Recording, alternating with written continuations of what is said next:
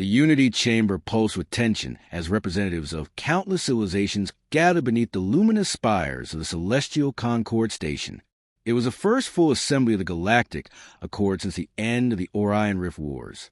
Envoy Julian Ray stood near the back, his dark navy uniform understated among the vibrant attire of other diplomats. He was one of only 3 humans in attendance, and by far the youngest envoy ever assigned to such a monumental summit. But his composed presence and reputation for integrity had earned him quiet respect, even among more powerful species. The Valari High Delegation made its entrance with radiant pomp. At its center walked Crown Regent Saras Valna, her skin a radiant silver blue that glowed softly under the crystalline ceiling.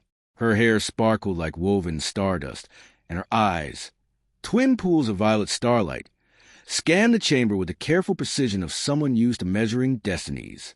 The Valari were unmatched in their technological mastery and diplomatic leverage, but they were also bound by deeply rooted traditions, one of which loomed over today's summit.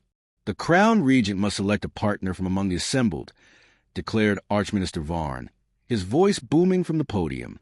This bond will cement the Valari commitment to the Accord and ensure peace among our kind. Julian's pulse quickened. He had read about this rite in his briefings, but to see it unfold, to be inside its orbit, was something else entirely. Around him, the other species began subtly preening. The crystalline Soren adjusted their fractal tunics. The towering Dravari rumbled with anticipation.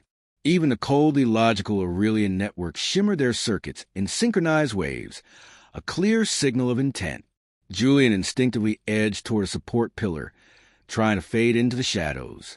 Earth's relationship with the Valari was complicated. Decades of mistrust, trade stalemates, and border disputes had left little room for anything resembling alliance, let alone marriage. But Saras Valna moved with unhurried grace through the hall, stopping briefly before a scaled Tharnak warrior, then pausing to examine a glowing Ellerin archivist. Her gaze was calm, clinical, until it fell on Julian. She stopped. Julian met her gaze, startled. Her expression shifted subtly, the edges of her lips curving in a whisper of amusement. "You're trying very hard not to be noticed," she said, in flawless Terran standard. "Your Grace," Julian responded, offering a diplomatic bow. "I am only here to observe on behalf of the Terran Assembly." "How curious," she said. Her voice carried effortlessly, commanding attention. "Most here would set themselves on fire just to be seen. You shrink from it." Julian felt a flush creep up his neck. "I mean no offense." "None taken," she said. "In fact, it's refreshing." She raised her hand. The entire room fell silent. "I have studied every civilization in this accord. Their customs, their strengths, their desires," Saras declared. "Most seek this union for access, to Valari star drives, our energy cores, or to increase their political foothold." She took a single step toward Julian. He caught a subtle scent, something like midnight air and petrichor after rain. "But humans, your people are different. You do not wield the strongest fleets or command the oldest knowledge.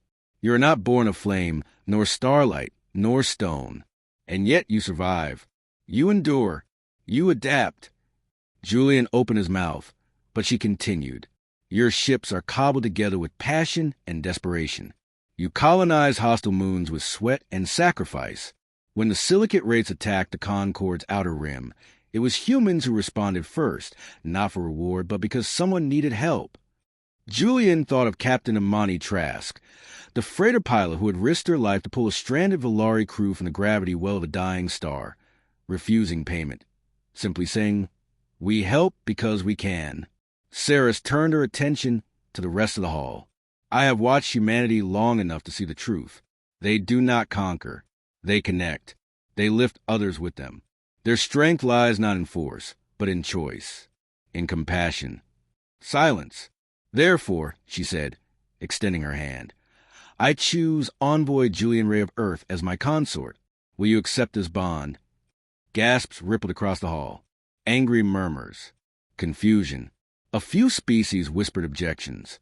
The diplomatic implications were seismic. Julian stared at her outstretched hand. This union would rewrite Earth's destiny. a partnership that could unlock unimaginable technologies and forge alliances previously thought impossible. But more than that, Ceres had done something no decree or treaty ever could. She had validated the soul of his species. She had seen their struggle and named its strength. Julian stepped forward and took her hand.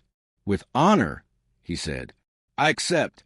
Ceres smiled, this time without restraint, and the chamber, already caught in history, thundered into motion. And Julian Ray, the quiet observer from a fragile world, realized that sometimes the greatest power comes not from strength, but from being seen.